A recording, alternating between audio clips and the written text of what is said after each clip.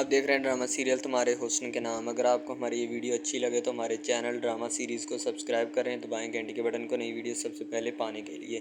سکندر جو ہوتا ہے اپنی امی کو لے کر آتا ہے، وہ سلمیٰ سے ملوانا چاہتا ہے۔ سکندر تھوڑا غریب گھر سے بلونگ کرتا ہے، اسی وجہ سے وہ گٹھری اس کی امی نے ہاتھ میں پکڑی ہوتی ہے اور وہ بڑی خوش مزاج ہوتی ہے کہ میں آج اپنے بیٹے کے کہنے پہ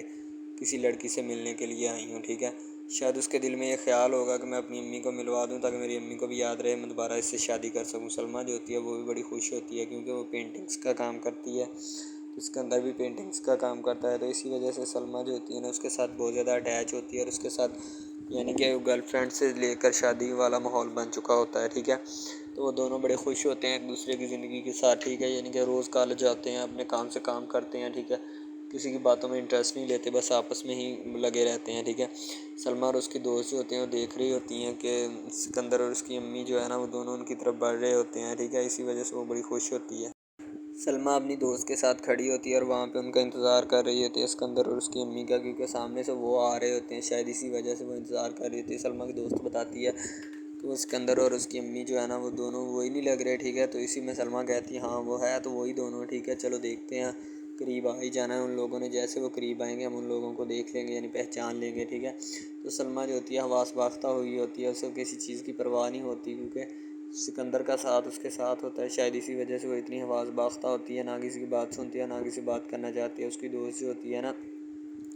وہ کہتی ہے کہ اگر اس نے اپنی امی سے تمہیں ملوانا ہے تو کوئی خاص بات ہوگی، یعنی کہ شادی وغیرہ کی بات کی وجہ سے وہ تمہیں اپنی امی سے ملوا رہا ہے، تو ورنہ ادروائز کہ وہ کیوں ملوائے گا تمہیں، ٹھیک ہے۔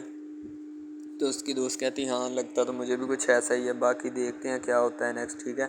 دوسری طرف سکندر جو ہوتا ہے نا وہ سلمیٰ کے ساتھ بڑی خوب انٹرسٹنگ باتیں کرتا ہے، وہ دونوں امی کلاس کے پاس موجود ہوتے ہیں اور وہاں پہ وہ بہت زیادہ خوش ہوتے ہیں آپس میں، ٹھیک ہے۔ اور وہ دوسری طرف سے سلمیٰ جو ہوتی ہے وہ اور زیادہ خوش ہوتی ہے کیونکہ اس نے اپنی امی کے ساتھ ملایا ہوتا ہے، ٹھیک ہے۔ سکندر کہتا ہے میں نے نہیں، وہ اماں جان خود تم سے ملنا چاہتی تھی، اسی وجہ سے میں نے بتایا تھا کہ میری ایک کالج میں فرینڈ ہے تو وہ بہت اچھی ہے، شاید اسی وجہ سے وہ کہتی تھی کہ میں اس سے ملتی ہوں، دیکھتی ہوں کس طریقے سے ہے، ٹھیک ہے، کس طرح کی بلونگ کرتی، کس طریقے کی دکھتی ہے۔ تو دوسری طرف وہ دونوں سہیلیاں آپس میں بات کر رہی ہوتی ہیں اور آپس میں ایک دوسرے سے بہت کہہ لگا کر باتیں کر رہی ہوتی ہیں، ٹھیک ہے۔ وہ کہتی ہیں کہ سکندر جو ہے نا وہ تمہارے لیے بہت پرفیکٹ ہے، ٹھیک ہے، میں تو تمہیں کہوں گی شادی کر لو اس کے ساتھ، ٹھیک ہے۔ سلمیٰ کہتی ہیں ہاں لگتا تو مجھے بھی یہی ہے، لیکن بعد میں دیکھتے ہیں کیا ہوتا ہے اور کیا نہیں۔ ساتھ ساتھ اسٹڈی کرتی ہیں اور ساتھ ساتھ جو ہے نا